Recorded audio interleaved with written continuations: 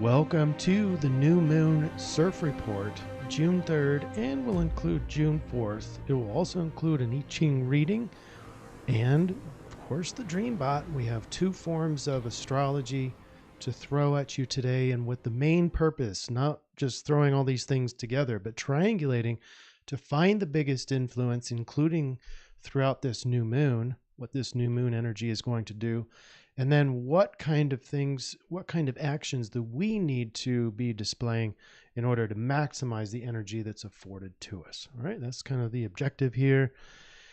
And let's go ahead and get started with the astrology. As mentioned before, we have the new moon in its monthly cycle here at its lowest energy level, hitting the sun around 4:58 a.m. This is standard Eastern time. And what this normally means, this is in the tropical sign of Gemini, normally means a fresh start, new beginnings, the moon at kind of this new cycle, thus the concept of new moon.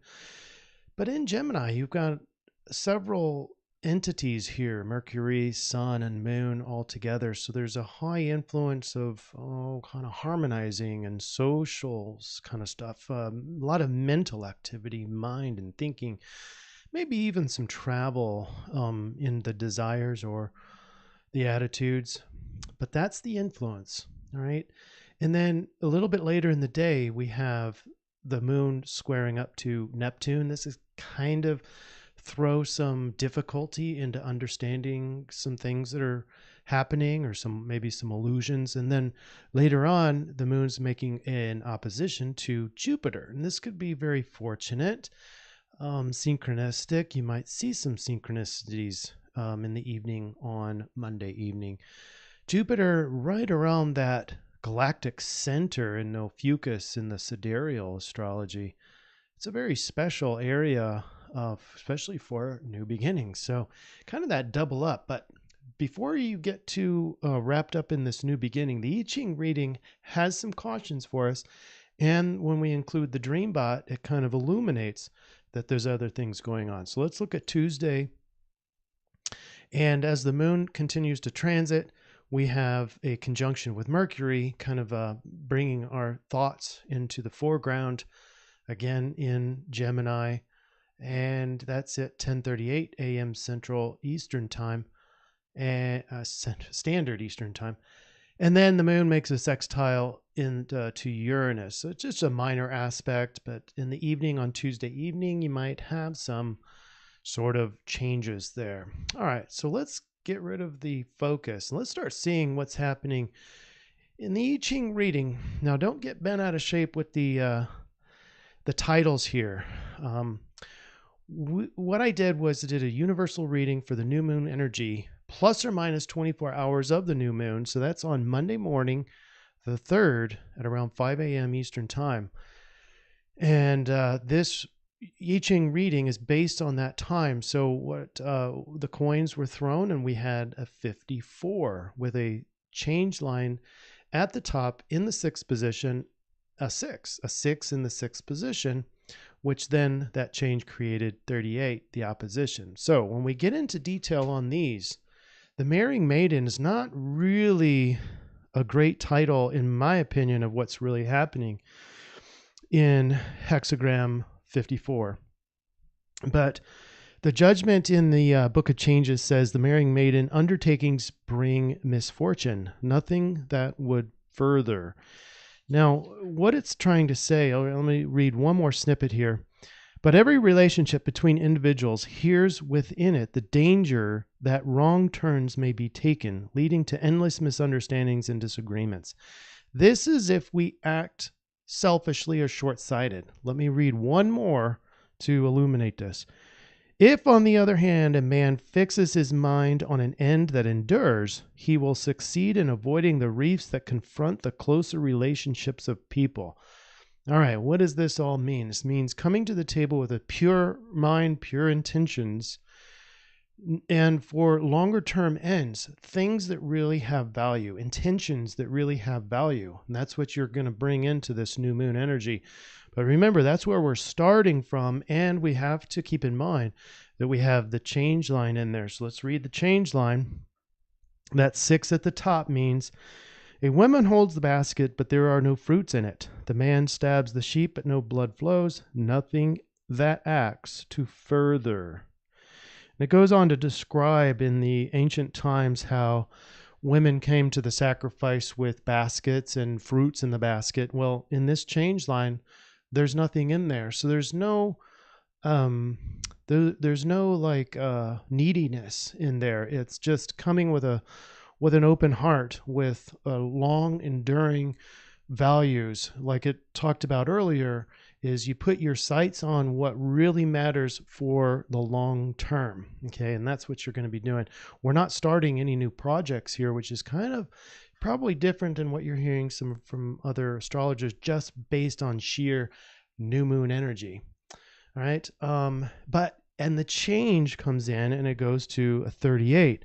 Now, 38 on the surface says opposition, but still the name really is inadequate for describing what we're talking about here. Opposition, in small matters, good fortune. In other words, it's saying kind of the same thing, which means that let's not be undertaking a lot of new things here.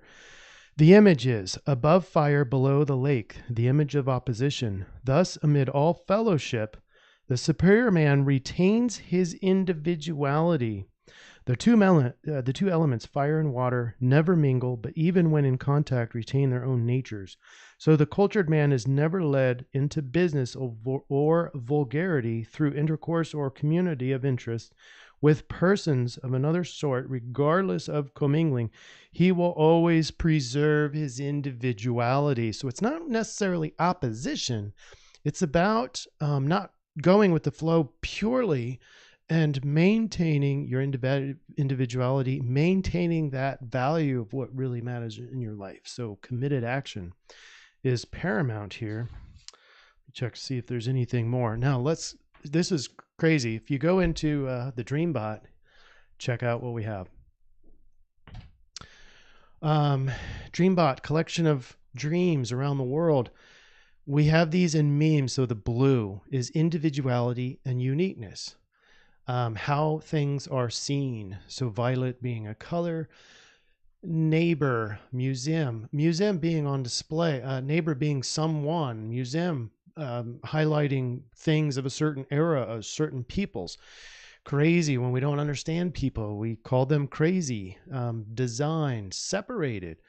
Story, people have their own stories. Seen is true, apparently. So things that are seen, uniqueness, individuality.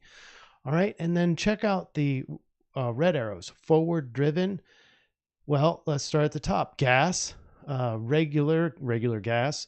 Strong, car.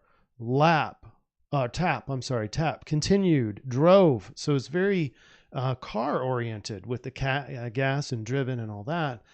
But there's more. There's general and ammunition and all that. So it's very driven. So the DreamBot is in coordination with the I-Ching and the astrology for that matter. But look at this. We got the time in the orange arrows, beginning recently, often 2019 and today. So it's all these time words, and they're all what's happening right now, or most of them are they're recently or next. So there's kind of an imminence here. What's happening right now? And that's an important concept to really clean out what we heard from the I-Ching, which is to come in with pure intentions, an open heart. That is the only way to do that, really, is to come into the now, is to stay in the now, stay in the moment, and stay in with a pure intention. I find it hard to believe that you can have a malintention while also staying in the now. I think it's contradictory. I think in order to come in with the pure heart, you really do have to come into the now before you come to the table. All right.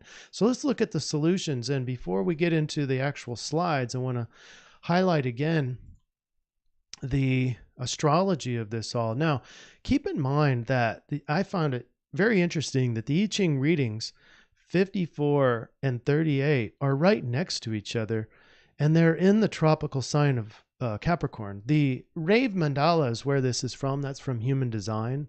All these gates from Human Design are equivalent of the 64 hexagrams. And they're based on the tropical zodiac. Okay. So they're based in earth signs. Earth is very, conscientious now, grounded, practical, and that sort of thing. Look at where, we have to go with the solution, which is over here with all the planets, Mercury, Moon, Sun, even Venus entering over into this area, is in Sidereal Taurus, when Taurus being the same as Earth sign. So you've got the influence over here from Dreambot and I-Ching.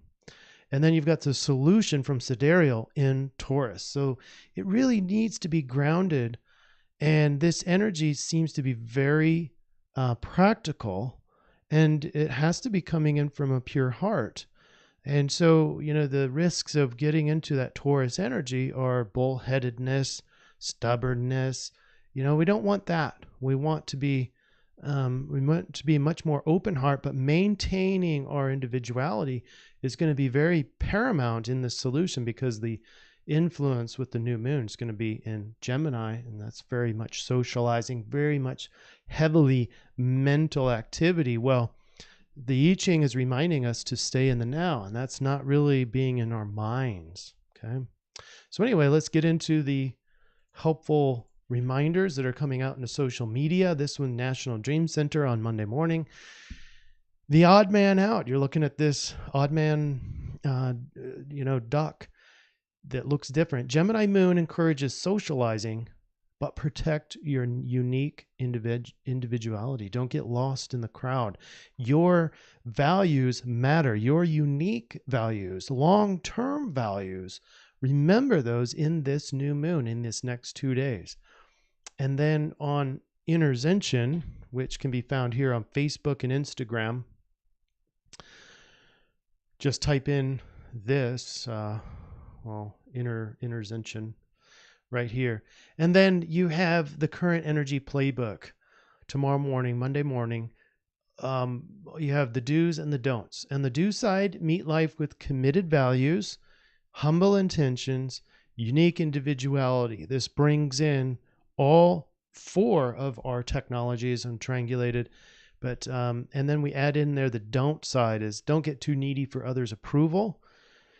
That's kind of the Gemini influence a little bit, to a certain extent, although they can be aloof. Don't go starting a bunch of new projects right now. That is probably the biggest suggestion that you won't hear from other astrologers, because it's just another new moon to everyone else. And it's not just another new moon. There are specific, unique qualities of this particular energy that you've got to watch out for. In general, this new moon is all about you as the individual. And it's not just your short-term wants and desires. These are your long-term plans, visions that matter. You come to the table with an open heart, empty basket, and don't be starting new projects right away. Start thinking about those things, but just look through the lens of your highest values and what matters to you the most, and you will have good success. Okay? I think that's a wrap. If you have any questions, don't hesitate to comment below or get a hold of me. And have a great new moon time. We'll see you on Tuesday evening. Take care.